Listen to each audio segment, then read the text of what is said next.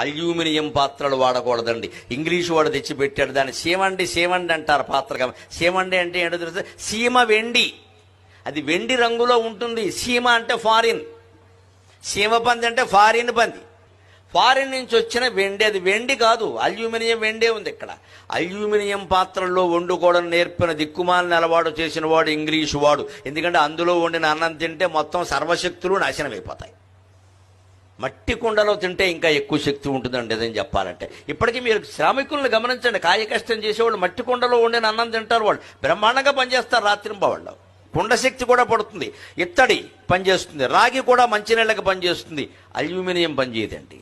ఈ aluminium English వాడు దింపాడు ఇక్కడ. మన దగ్గర అల్యూమినియం మన పేరు కాదు, మన దగ్గర పుట్టలేదు ఆ లోహం. నిర్వీర్యమైన లోహాలు ఇక్కడ పుట్టవు, నిర్వీర్యమైన మనుషులు కూడా భారతదేశంలో పుట్టరు. మహాపౌరుషవంతులైన వాళ్లే భారతదేశంలో పుడతారు ఖచ్చితంగా.